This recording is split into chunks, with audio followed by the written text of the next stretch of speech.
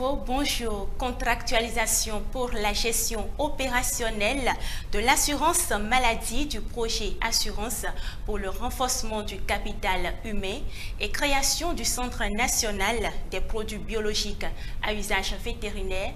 Voilà les deux sujets au cœur du plateau de l'hebdo des éditorialistes qui s'installe en direct de ce studio François-Xavier en Limnoumont. Pour l'analyse de ces sujets, nous avons le plaisir de recevoir pour vous Kamaroudine Arikba, le directeur de publication du quotidien Le Révélateur du jour. Bonjour. Bonjour. À ma gauche, nous avons Dieudonné Sodabi du quotidien Le Challenge. Merci d'avoir accepté l'invitation. Bonjour Ruth. Et tout juste à ma droite, c'est Henri Sauvignon-Baudet qui nous vient de la radio Tado FM. Bonjour. Bonjour Ruth et bonjour donc à tous les téléspectateurs et on le souhaite déjà un très bon dimanche et très bon repos dominical également. Merci de nous associer à ce plateau.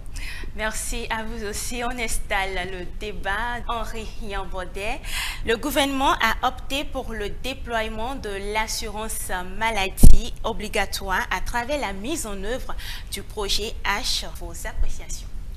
Mais merci Ruth, merci donc de parler de ce sujet qui désormais depuis le mercredi dernier va faire plaisir donc à beaucoup de gens, beaucoup de citoyens parce qu'il faut rappeler que le projet, comme vous le rappelez tantôt, que le projet Assurance pour le renforcement du capital humain, donc ce projet conçu par le gouvernement est un projet pour bien sûr soutenir et accompagner les populations vulnérables.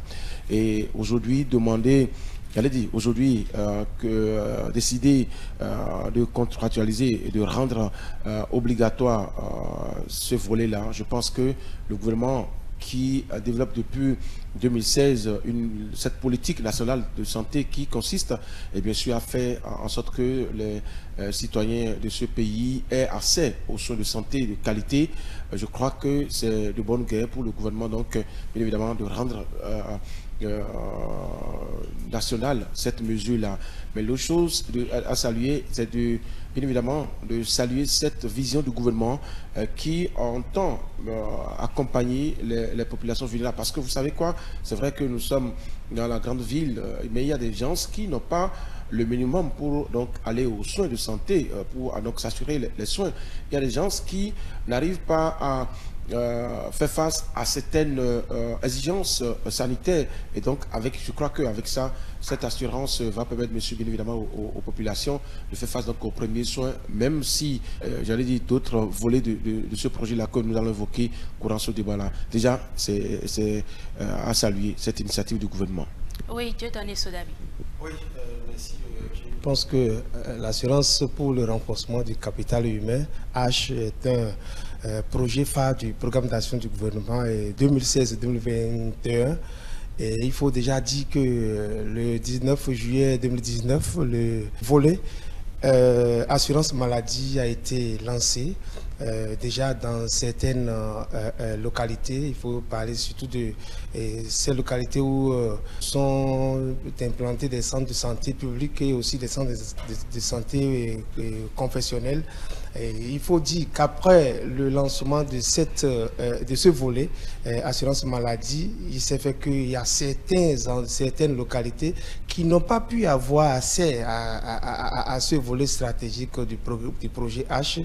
Donc il est urgent quand même pour le gouvernement de faire en sorte que désormais tout le territoire soit couvert. Donc, je pense que c'est dans cette logique qu'il a été autorisé la contractualisation avec une structure qui a quand même fait ses preuves sur le plan national et international afin que désormais ce volet soit étendu à tous les citoyens. Je pense qu'en le faisant ainsi, le gouvernement talon avis juste.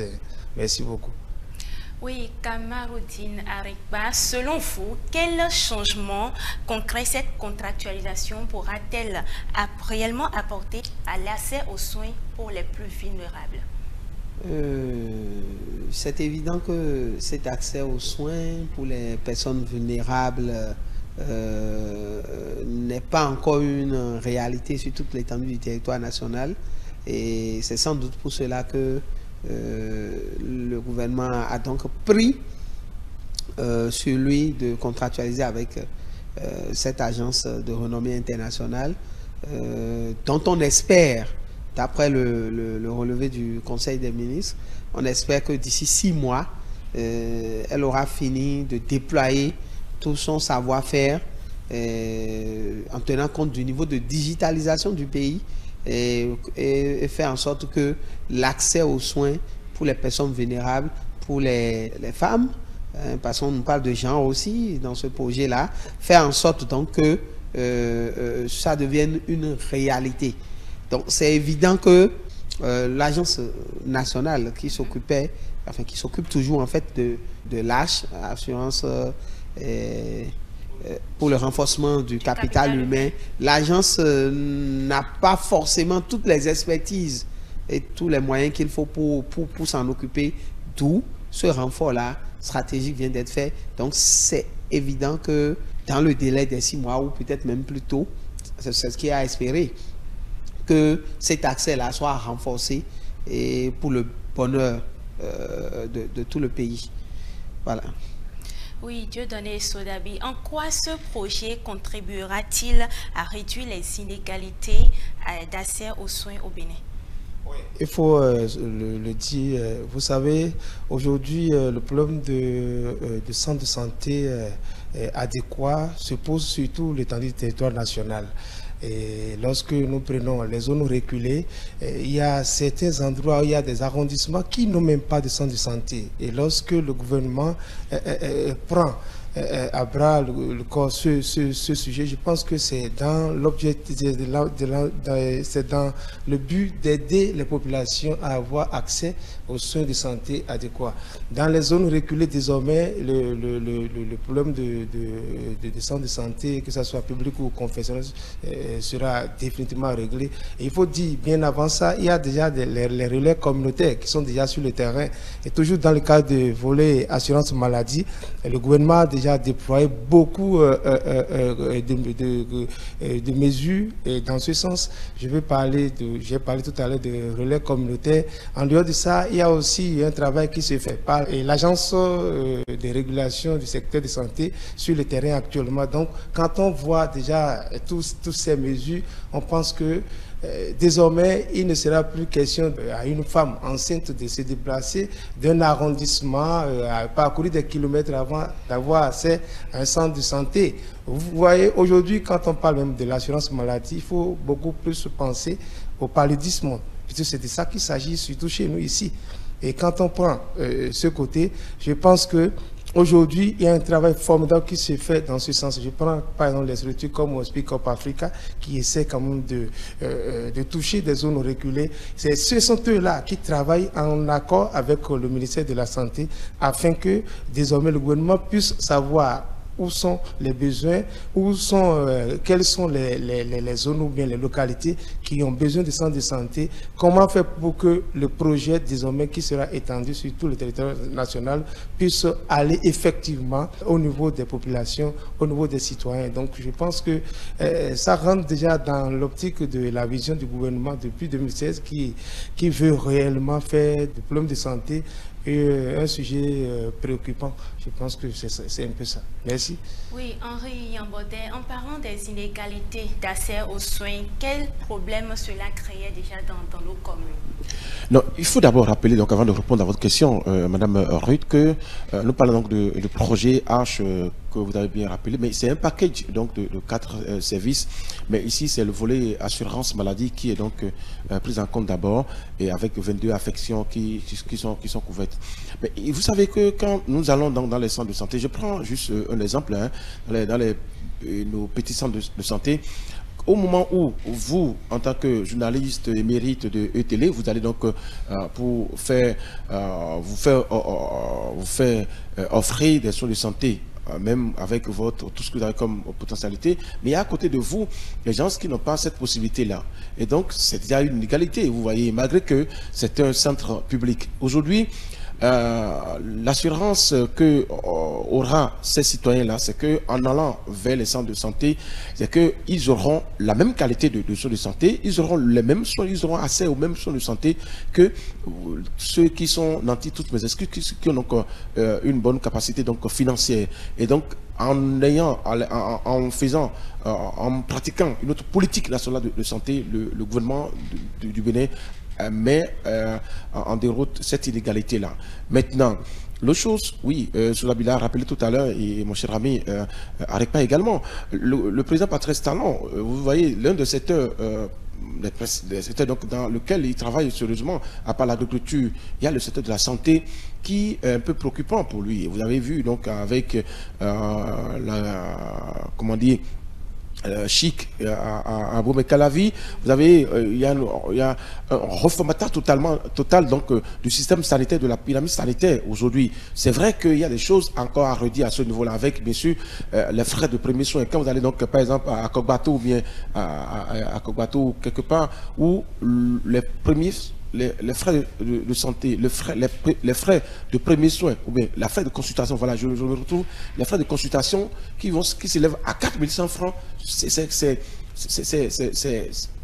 ça sort de l'ordinaire. C'est pas donné à n'importe quel citoyen aujourd'hui de se rendre dans ces centres de santé-là et de payer 4100 francs d'abord avant de passer aux autres soins, sans analyse. Vous voyez un peu. Et donc, je crois qu'avec ce volet assurance maladie du projet H, eh bien, beaucoup de choses seront faites et ça va permettre également aux populations qui n'ont pas assez, surtout les personnes vulnérables, surtout ces personnes vulnérables auront un accompagnement et donc pour s'assurer les soins de santé. Et je crois que le gouvernement mettra, comme l'a dit Arekpa, mettra tout en œuvre pour que aucun citoyen ne soit laissé donc en rade, parce que c'est l'essentiel. Qu'on ne mette pas de la politique, ici ça y est de santé, et que personne ne soit laissé en rade, que tout le monde soit pris en compte du moment où c'est rendu national. Kamaroudine Arekpa et tout à l'heure Henri Sauvignon-Bordet parlait du chic. Vous savez, depuis la création de ce centre-là, il y avait des polémiques autour des citoyens qui se disent qu'ils ne pourront pas pouvoir aller dans ce centre-là faute de moyens. On peut dire à travers cette mesure-là que tous les citoyens peuvent aller se soigner dans ce centre-là. Bon, je pense que les autorités en charge du ministère de la Santé auront certainement le temps de mieux nous édifier là-dessus, parce que une chose est d'assurer la couverture sanitaire sur le territoire national, mais une autre chose est de le faire au niveau de tout ce qui a comme structure sanitaire. Parce que déjà, j'ai entendu tout à l'heure mon collègue Henri parler de 22 affections. Donc, vous voyez le nombre de maladies prises en charge par cette assurance universelle est limité. Et c'est sûr que les structures sanitaires aussi sont limitées. Quand on sait ce qui a été investi au niveau du chic, quand on sait que c'est à peine fonctionnel pour le moment, je ne pense pas pour ma part que l'assurance maladie du projet H pourra permettre à mes parents depuis que tout là-bas ou je ne sais pas, ou encore sur le territoire national, qui n'ont pas assez de moyens de pouvoir s'y rendre aisément. Cela dit, il faut souhaiter que l'ensemble des politiques qui sont en train d'être mises en œuvre au niveau donc du secteur de la santé et avec les structures de contrôle, l'agence, l'autorité de régulation et tout ça, il faut souhaiter que même dans les structures sanitaires locales décentralisées, publiques et même privées, pourquoi pas, qu'il y ait quand même ce que j'appellerais tout simplement la considération de la vie humaine, que les agents de santé ne se disent pas bon, voilà des gens, eux, non, c'est pas eux-mêmes qui sont venus avec leurs sous, c'est l'État qui les prend en charge, et qui ne soient pas pour cela stigmatisés, et que à cause des desiderata des uns et des autres, au niveau des agents de santé, que ces gens-là soient stigmatisés, ne soient pas pris en charge convenablement, du fait qu'ils ne soient pas peut-être venus avec leurs propres moyens financiers, parce qu'il ne faut pas oublier que ce que l'État investit dans chaque secteur sur les citoyens, en réalité, comme on nous le dit ailleurs, c'est l'argent du peuple. Donc, même s'ils n'ont pas déboursé les sous de leur propre poche, du moment où l'État leur a donné cette possibilité-là, il faut qu'on les considère comme des patients tout à fait normaux et qui soient pris en charge efficacement et qu'on puisse quand même réduire le taux de mortalité. Vous savez, quand on parle de H, assurance pour le renforcement du capital humain, effectivement, le capital humain est indispensable, est déterminant dans le processus de développement d'un pays. Et je pense que quelqu'un l'a dit ici, un célèbre homme politique de ce pays l'a dit, il n'y a de richesse que d'hommes. Et donc, ce n'est pas à la santé déjà que ces hommes-là pourront plus facilement se mettre au travail et produire les richesses nécessaires pour le développement du pays. Dieudonné Sodabi, comme le disait tantôt Karemou, il parlait des agents de santé qui doivent aussi bien prendre soin des citoyens. Vous savez, dans les centres de santé, il y a des citoyens qui disent par faute de moyens, bon, il y a cet agent qui me néglige. Est-ce qu'il n'y a pas aussi un travail à faire au niveau des agents de santé pour vraiment respecter cette mesure-là? Absolument, il y a un travail à faire à ce niveau. Et je pense que c'est dans cette logique, c'est dans cette optique que le gouvernement a contractualisé maintenant avec une structure de renom pour quand même essayer de tout faire pour que les citoyens puissent avoir réellement accès aux centres de santé. Kamal parlait tout à l'heure de chic. Je pense que le problème ne va pas se poser parce que bien avant cette contractualisation, il y a déjà des cartes qui sont distribuées à des citoyens démunis qu'on a ciblés déjà dans des zones. Il y a un travail qui se fait sur le terrain. L'autorité de régulation du secteur de la santé aussi est sur le terrain actuellement, je l'ai dit tout tantôt. Donc, ce n'est pas que, même si c'est chic pour le chef de l'État, pour une personnalité nantie de la République, même vous, ou bien vos parents, ou bien nos soeurs qui iront là, ils auront accès aux mêmes soins, au même moment. Je pense que depuis un certain temps, les données ont changé. Il n'y a plus, la cadence a totalement changé. Ce n'est plus ce qui s'est passé par le passé. Et on constate que on laisse tel patient au détriment de l'autre. Ce n'est plus ça. Il y a un travail qui se fait, il y a une amélioration. Moi, je vous dis, depuis un certain temps, quand je vais comme dans des centres de santé, que je tais les noms ici, on prend bien soin de mes patients ou bien de ceux-là que j'amène au centre de santé. Donc, bon, il n'aura pas quand même d'inquiétude à ce niveau. Il y a un travail qui se fait et je pense que le gouvernement, il va y arriver, quelle que soit la tempête. Henri Yambodé, pensez-vous que la couverture de soins prévue par le projet H répondra aux attentes de la population? Avant de répondre à votre question, il y a que mes deux amis ont évoqué une situation sur laquelle donc, je voudrais revenir. C'est par rapport donc aux agents qui travaillent donc dans nos centres sanitaires. Vous savez, en 2005, je crois, pour césarienne gratuite avec le chef de l'État, Boni Yayi, l'idée n'était pas mauvaise. En soi, l'idée n'était pas mauvaise, mais c'était d'accompagner les personnes vulnérables qui, bien évidemment, sont dans le besoin. Mais vous savez que dans les coins les plus reculés, on prend donc, parce qu'après l'opération, l'État envoie donc tout ce qu'il y a comme somme à ce centre de santé. Mais vous savez que malgré ça, que les agents prenaient ces sous-là, facturer donc les personnes qui demandent donc cette césarienne gratuite. C'est pour dire quoi? C'est pour dire que pour cette fois-ci, il faut qu'on mette les garde-fous pour que aucun agent de santé ne traite autrement que les bénéficiaires. Parce que même si vous avez les cartes, oui, moi je n'aime pas quand on dit les pauvres extrêmes. Je souhaiterais qu'on prenne soin qu'on les traite de la même manière qu'on peut traiter un président. Et je pense qu'on doit mener cette politique, on doit mener ce combat-là pour que dans les centres de santé, que les gens, ces bénéficiaires-là soient considérés au même titre que les autres. Vous parlez donc de ce panier-là. Oui, à part 22 affections, pour donc répondre à Camaro, à part 22 affections, il y a d'autres soins qui sont pris en compte.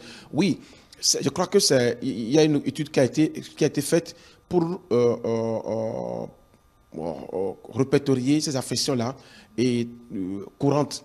Et tout à l'heure, Sodabi parlait donc de paludisme. Oui, c'est une affection qui est courante dans nos villes parce que oui, on n'a pas encore arrivé à libérer donc, totalement donc, le pays donc, des moustiques et des anophèles. Mais c'est ces affections-là qui sont qui sont prises en compte dans le panier, ces affections qui répondent effectivement aux attentes donc, de la population. Et pour ça, je crois que le ministère des Affaires sociales et le ministère donc, de la Santé doivent se donner la main pour qu'il n'y ait pas un autre traitement fait donc, aux bénéficiaires.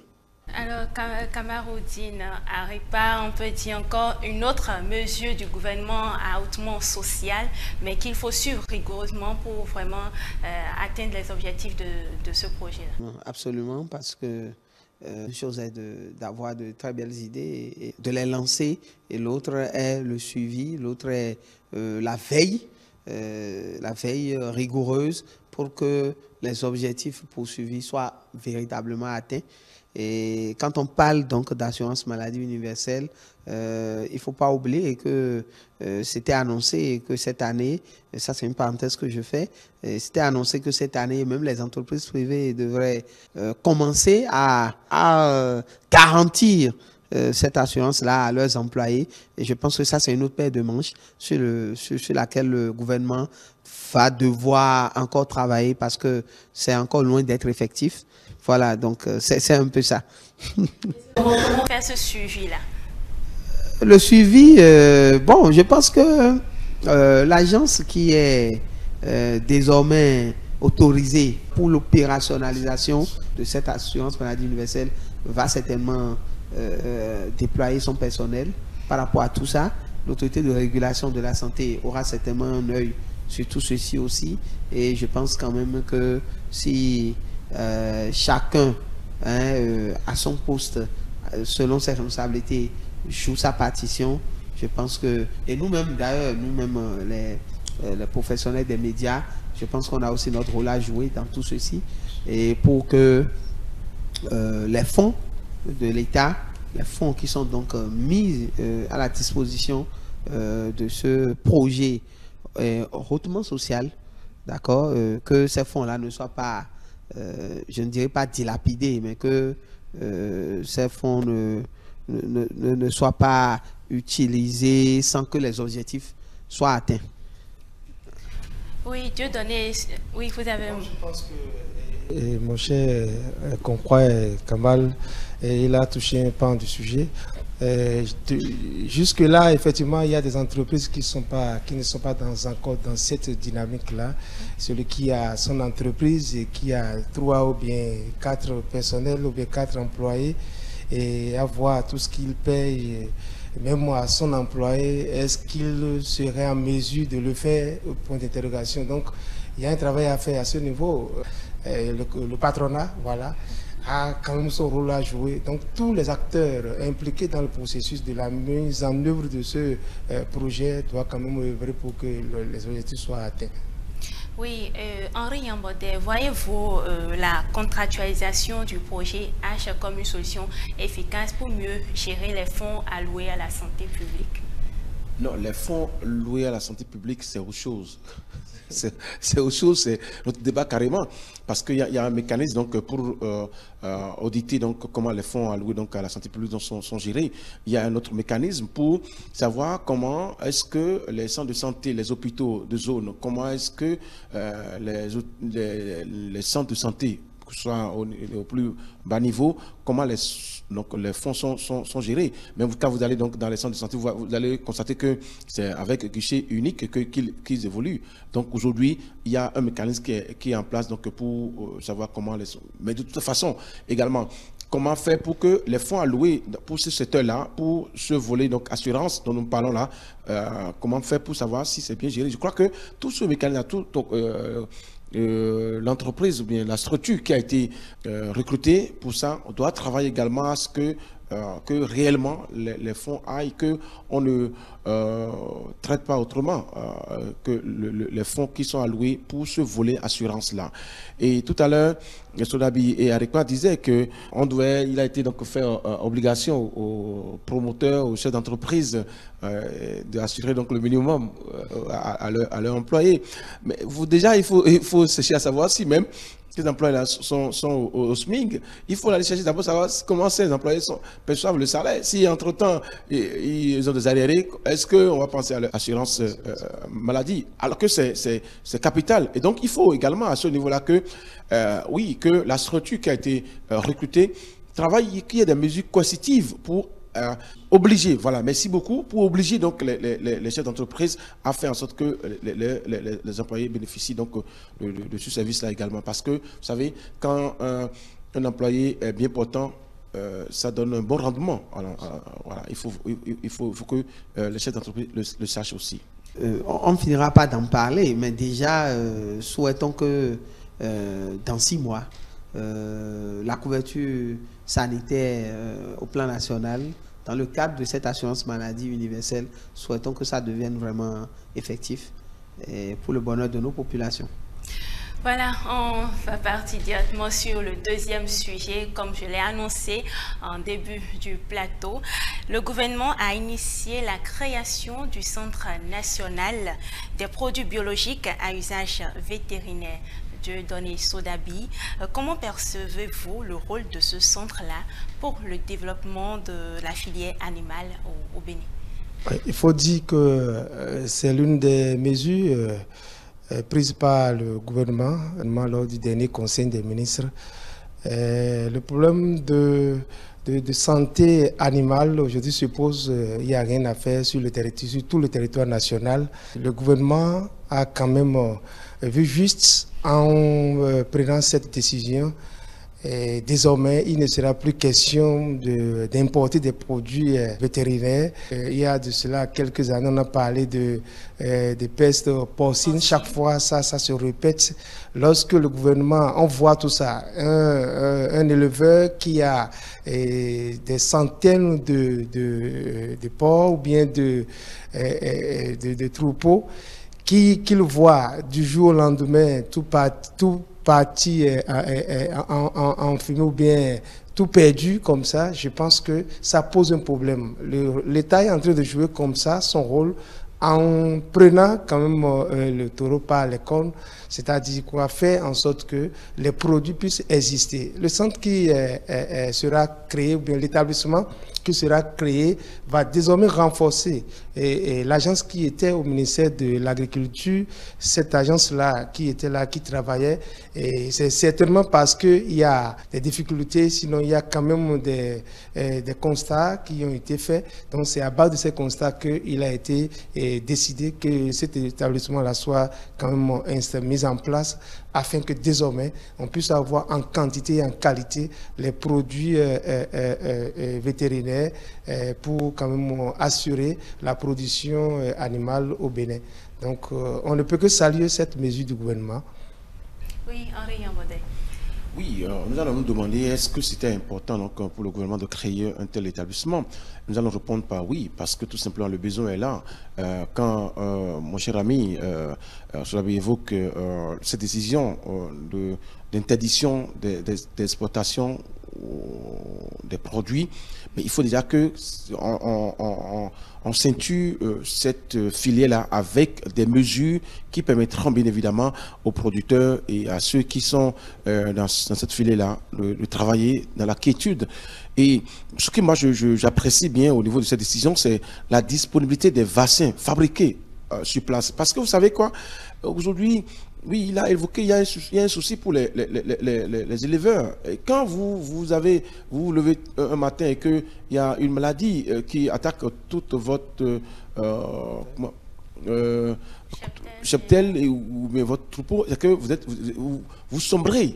Vous sombrez, alors que très souvent, quand on se rapproche d'eux, ils vous disent qu'ils ont bien évidemment fait des prêts pour commencer, pour démarrer cette activité-là. Et donc, dès que la disponibilité du vaccin est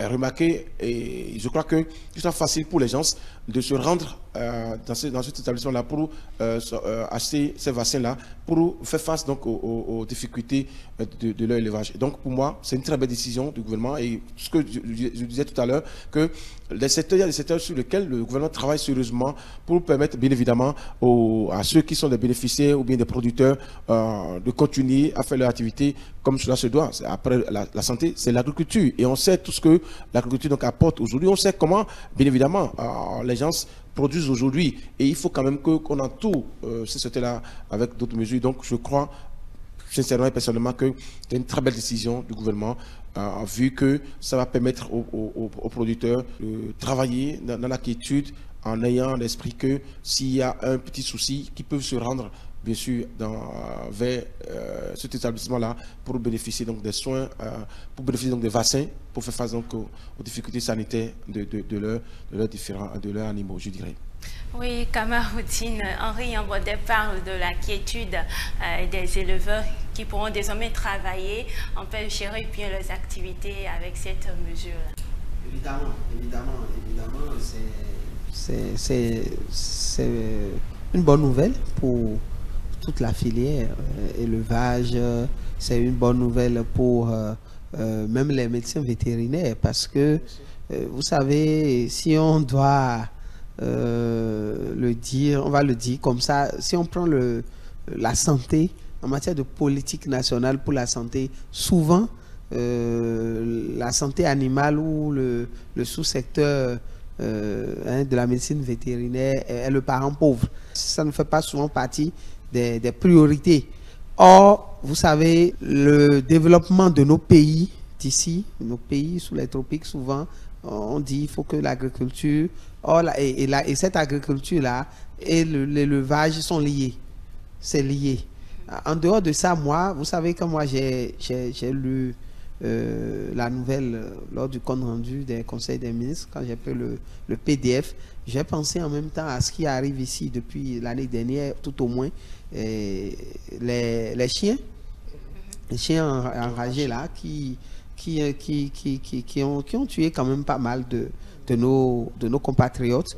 Je n'ai pas le bilan, mais je sais que depuis plusieurs mois, voire près de 2 ans, il y a pas mal de décès survenus du fait de cette situation-là. C'est aussi bien que désormais le Bénin puisse avoir sur son territoire un tel centre, ce qui va certainement permettre aussi de mieux prendre en charge les chiens là, ceux qui élèvent les chiens, les propriétaires de ce type d'animal, pour éviter qu'ils ne s'en prennent aux paisibles populations. Donc c'est tout bénéf pour tous ceux qui sont liés, tous ceux qui interviennent dans le sous-secteur, ceux qui côtoient ces intervenants-là, et in fine, c'est bon pour le pays. Absolument. Je pense que je vais aller un peu plus loin dans ce Kamal disait. Le problème aujourd'hui, c'est concrètement qui sont ceux-là, ces éleveurs qui seront quand même pris en compte dans ce qui sera fait. Vous savez, moi, quand j'étais petit, mon papa a un chien qui s'appelle Qui sait l'avenir, qui est resté là pendant des années, qu'on n'a jamais vacciné, et qui quand même veille sur la maison. Après, le chien est mort. Et l'autre fois, j'étais au village, j'ai vu un chiot, là, et tout maigri, avec même des poils totalement levés. J'ai dit, mais c'est quoi? C'est pour qui ce chiot-là? On m'a dit que c'est pour mon papa, c'est lui qui a pris ça récemment. Mais il n'a jamais pensé à comment faire pour, même si c'était un petit soin vétérinaire, même si le chien est enragé, lui, il ne le saura pas. Donc, il y a un travail à faire aussi, dans ce sens, dans les villages, dans les localités reculées, avant en tout cas, l'établissement qui sera installé, il a du pain sur la planche et il n'y a rien à faire. Il y a un travail à faire dans ce sens. Donc, je vous apporte, vous permettez, je vais donc juste apporter une petite précision à ce que vous disiez tantôt. Non, pour la campagne donc, de lutte contre la rage, je crois qu'il y a un travail qui se fait où on déploie donc des équipes sur le terrain. Je crois que le vaccin à 500 francs. donc dans les villages, surtout dans les villages, pour permettre aux propriétaires donc, des chiens et tout ce que vous voulez là. Mais il y a certains parents qui refusent carrément. Oui, non, en fait, c'est quoi le problème? Pour moi, il y en a qui cachent même les chiens, sinon les chats aussi. Vous savez, il y a des soucis. On ne peut pas refuser donc, de faire vacciner son enfant, parce que même quand on commence la campagne de polio, il y a des parents qui refusent, d'accord? Mais pour le chien, ils savent que, tout au moins, pour le chien, ils savent que il y a le risque que le chien devienne un chien enragé un jour et débourser 500 francs pour faire face à sa vaccination, ce n'est pas encore grand-chose. Maintenant, il faudrait que ce ne soit pas seulement pendant une période donnée, mais il faut qu'on ait à l'esprit qu'on peut le faire à tout moment de l'année pour permettre aux chiens également de bien vivre, mais également de ne pas être victime de oui, Henri, je ne vous coupe pas, je ne pense que c'est pas seulement les chiens. Maman élève chaque fois des coqs à la maison, mais elle n'a jamais pensé à... sous le coup de la loi, parce que la loi donc sur l'hygiène publique, bien sûr, c'est pas seulement maman. La sensibilisation. C'est pas seulement maman. Il y a plein de gens au village qui le font. Les radios communautaires en parlent largement. Il y a même des émissions pour faire de la pub ici. Combien de temps sont consacrés à nos langues locales dans les émissions? Moi, je viens d'une radio communautaire. Je sais, je vous suis chaque fois. Et donc, qui, bien évidemment, fait pas belle donc, à ces informations-là, qui permettent donc aux populations. Non, il faut le dire, il y a un travail à faire. Il y a un travail à faire. Il y a un travail à faire. Pas pour les dédouaner. Sensibilisation. Oui, ça se fait. Je pense que il faut peut-être rendre ça encore plus dynamique pour permettre à tout le monde d'être au courant. Et également, il y a aussi les chats qui sont aussi vaccinés. Bien sûr. Si on ne sait pas, mais je crois qu'il y a un travail qui se fait, qu'il faut saluer déjà. Et la suite, c'est aux décideurs.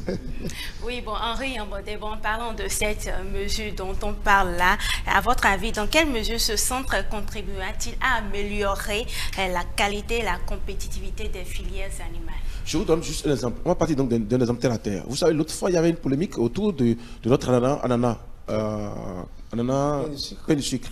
D'accord? Oui, c'est mal fait, tout le reste. Si entre-temps, oui, cet établissement commence pas à travailler et que les animaux sont vaccinés, parce que vous savez que la viande que nous consommons, oui, si la viande est infectée, nous aussi, en tant que consommateurs, nous sommes infectés. Il faut que déjà que les animaux soient traités, soient vaccinés pour que ceux qui sont les consommateurs en dernier ressort ne soient pas infectés. Donc déjà, ça va contribuer à la compétitivité donc de comment vous appelez ça, de la filière animale. Quand on importe les poulets et que ça reste dans le frigo, mais que je sais, 6 mois, 2 mois, un an, parfois. Et oui, on prend et que on sait qu'il y a des retombées sanitaires.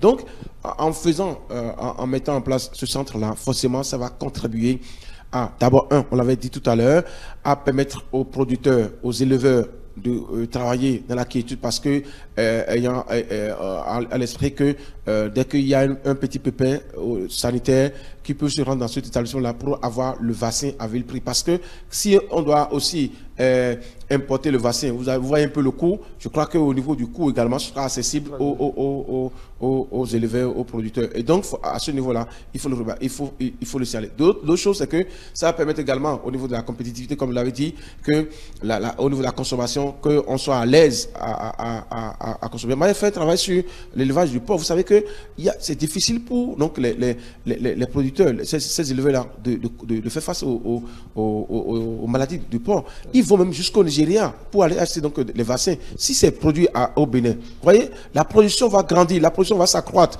et on aura une main d'œuvre.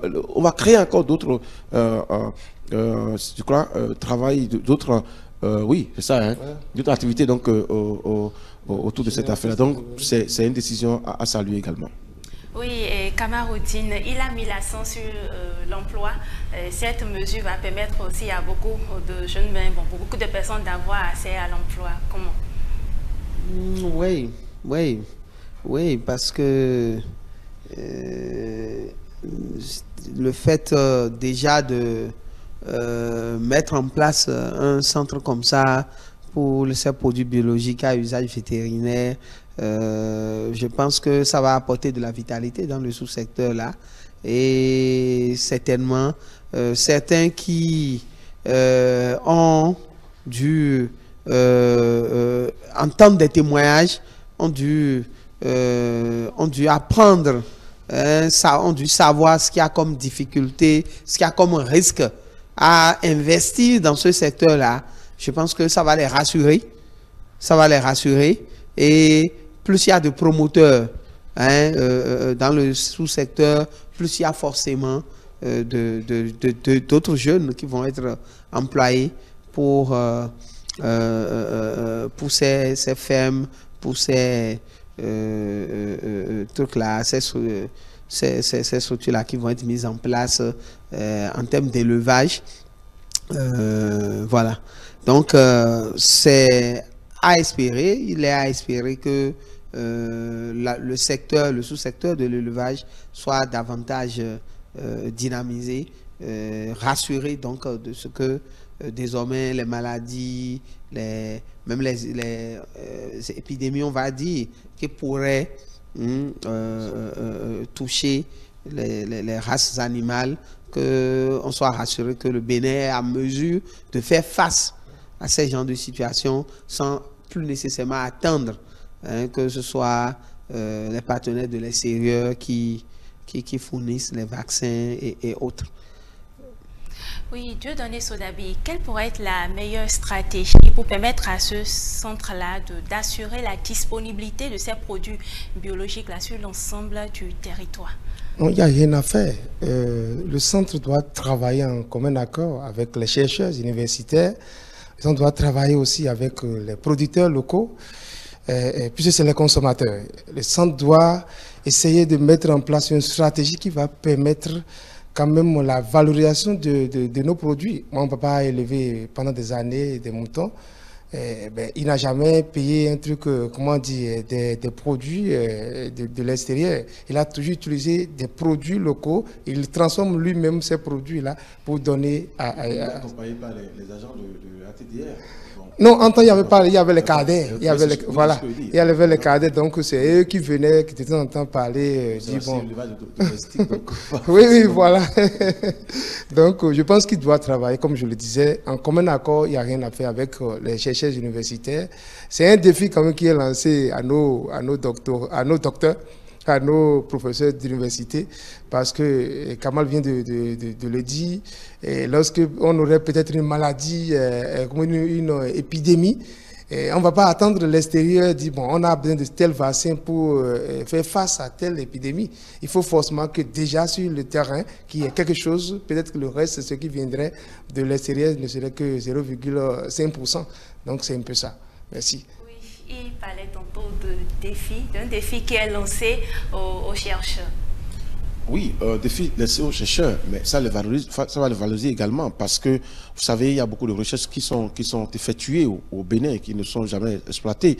Mais avec ça, ceux qui sont dans le domaine également, je veux parler donc des ingénieurs agronomes aujourd'hui, seront mis en valeur avec ce centre-là parce qu'ils vont faire des recherches et apporter des solutions aux épidémies, aux maladies dont est sujet donc les animaux. Donc forcément, ça le mettra en valeur. L'autre défi également, vous parlez donc de la disponibilité de ces produits biologiques sur tout le territoire. Mais il y a les cadets. Aujourd'hui, ce sont les pôles.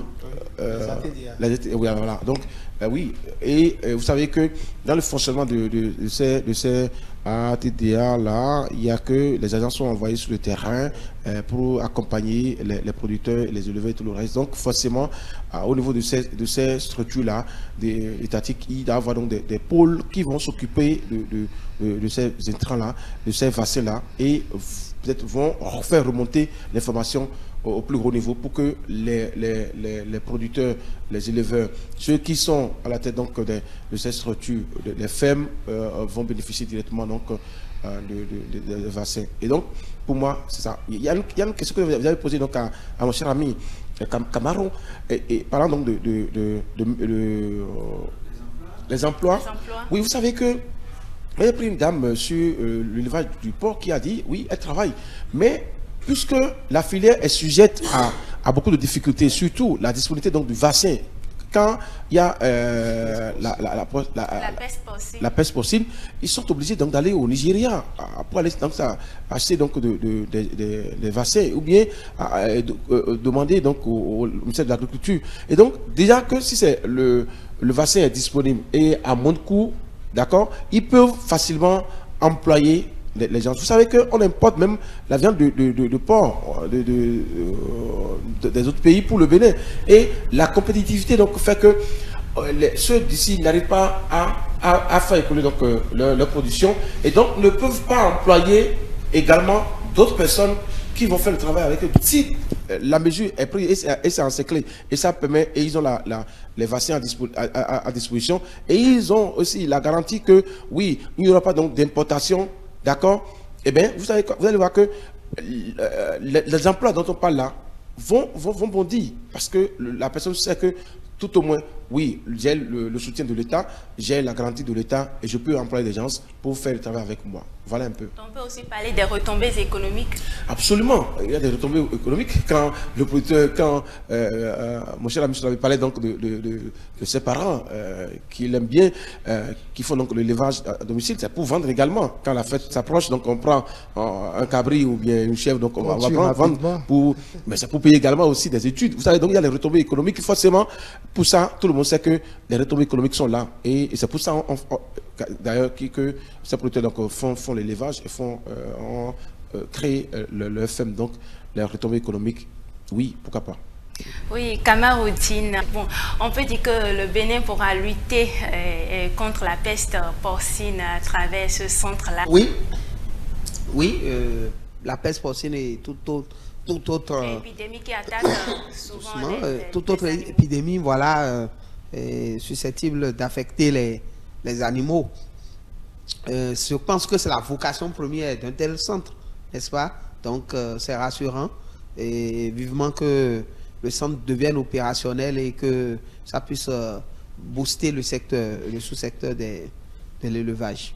Comme je le disais, tous les acteurs ont forcément un travail à faire à ce niveau.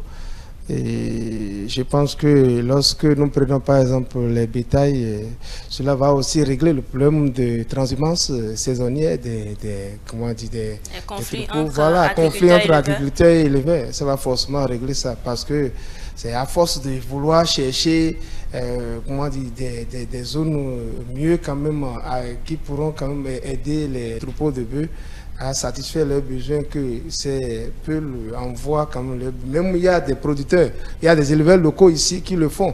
Ils vont envoyer leurs troupeaux de bœufs dans des champs d'autrui qui vont détruire les productions. Lorsqu'il aura ça, je pense que le producteur ne va plus quand même se déranger pour le faire. Henri a parlé de l'emploi et à côté de ça, il y a aussi quand même, oui, effectivement, la compétitivité. Donc, je pense que c'est une mesure qui va impacter non seulement les producteurs, mais aussi quand même les consommateurs. Voilà.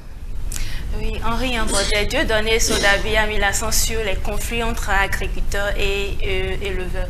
Vous êtes d'accord avec lui que cette mesure peut contribuer à mettre fin quand même à ces conflits-là? C'est bien possible. C'est bien possible, mais sur la question de transhumance, je crois qu'il y a un autre travail à faire.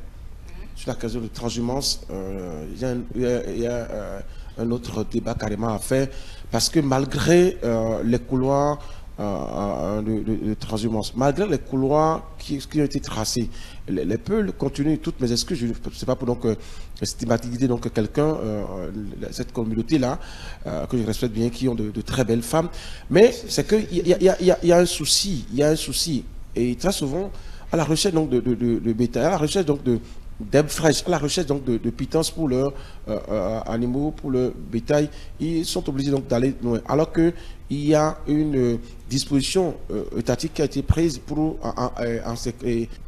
pour tracer donc le couloir. Parce qu'ils ne respectent pas ce couloir-là que ce problème-là se pose toujours. Je crois que c'est également une autre difficulté pour le ministère de l'Agriculture, qui a fait donc le bilan de ces 8 années avec un très bon bilan, avec les innovations qui ont été enregistrées. Mais il y a également à ce niveau-là la question de transhumance doit être regardée d'une autre manière. Parce que les morts qui sont enregistrés, les frères qui sont tués, parce que tout simplement, oui, on a remarqué que comment on appelle là, un conducteur donc de, comment vous appelez ça, ceux qui conduisent les bœufs. Les pasteurs, voilà. les éleveurs. Voilà, les éleveurs qui envoient donc dans un champ de maïs, leur bœuf, et qui arrivent à détruire toute la production. Et dès que le gars pipe mot, et que c'est la bagarre qui s'ensuit et que il sort avec soit il perd la vie, soit il sort avec des blessures. Donc voilà que moi je pense que c'est important pour le ministère de l'Agriculture de regarder de notre œil carrément cette affaire de transhumance, parce que ça devient trop avec les morts que nous enregistrons, bien sûr. En analysant cette mesure, vous étiez en train de parler de sauver des vies à travers cette mesure-là. Oui, quand on prend la consommation, je prends sur cet aspect-là, quand on prend la consommation des viandes, par exemple, quand je prends l'élevage de porc qui est consommé abondamment dans le sud et ailleurs, et si c'est pas traité, si le porc n'est pas traité et ça traîne les maladies, vous voyez un peu ce que ça peut causer, c'est que le consommateur final n'est pas épargné de la maladie. Donc, je crois qu'avec la disponibilité des vaccins aujourd'hui, eh bien, ça va permettre bien évidemment aux producteurs de soigner, de traiter leur animal, et ça va rendre la viande que nous allons consommer au bout du rouleau saine. Donc, c'est pour parler donc, de sauver donc, des mais ce n'est pas seulement les porcs que nous consommons. Là, bien sûr. Il y a aussi les viandes de brousse que nous consommons. Et je pense qu'il y a aussi un problème à faire. Il y a un travail à faire à ce niveau. Comment faire pour que ces animaux de brousse, je ne sais pas, agoutis ou les pèdris et consorts, ce que nous prenons des brousses, comment faire pour que c'est... Il y a une difficulté à ce niveau-là. C'est pas si c'est permis, je peux dire cette chose. Parce que il faut faire très attention à ces animaux que nous payons au bord de la voie, surtout. Très attention. Surtout à la DAO, on trouve de très bonnes viandes. Oui, très attention. Parce que les méthodes utilisées pour tuer ces animaux-là ne sont pas des méthodes adéquates. Soit des produits chimiques qui sont utilisés. Et vous voyez, au bout du rouleau, moi j'ai des proches qui ont été victimes de cette affaire-là. Donc, oui, intoxication alimentaire, parce qu'ils ont acheté de pèderie. C'est de justesse qu'ils ont été sauvés. Donc, à ce niveau-là, je ne pense pas que le centre pourra faire quelque chose, mais plutôt chercher, demander aux gens de savoir, de sensibiliser ces gens à qui tuent les viandes de brousse, pour leur demander de ne pas forcément utiliser des produits chimiques pour tuer ces animaux-là. Parce qu'en consommant en retour, ceux qui consomment sont sujets à des maladies, et on ne le souhaite pas, mais c'est la mort. Henri, je pense même qu'il faut interdire carrément la commercialisation de ces viandes de brousse. Vous voyez, quand vous prenez la route en allant vers Parakou, déjà à la Daïsi, on a des escargots, viande agoutis. Et vers Boycon, il y a quelque part là où on trouve des pèdris, des antilopes et consorts. Et c'est exposé, c'est en main comme ça, on vous montre ça. C'est déjà grillé, vous pouvez déjà prendre ça et commencer par manger en même temps. Et même les structures sanitaires, je vais parler de centres en charge de contrôle des aliments et consorts. Ils doivent faire un travail à ce niveau. Est-ce qu'il ne faut pas en même temps catégoriquement interdire ces viandes-là en même temps? Je pense que c'est un travail qui attend le centre qui sera mis en place. Un travail de visite inopinée, descendre pour prendre ces animaux tués là et analyser pour voir si il n'y a pas donc des produits chimiques qui sont là. Parce que j'ai deux cas, si vous citez ces deux cas, vous n'allez jamais chercher à prendre ces viandes de brousse. Je ne vais pas faire donc de mauvaise publicité pour les amis. Mais donc, voilà, donc pour le sujet. Pour ce que le gouvernement, donc je crois que le gouvernement a bien fait de penser à accompagner les producteurs, d'accompagner donc les producteurs en créant cet établissement-là qui va ouvrir d'autres champs de compétitivité, donc forcément avec ce qui va sortir comme vaccin et autres atouts pour ce centre-là.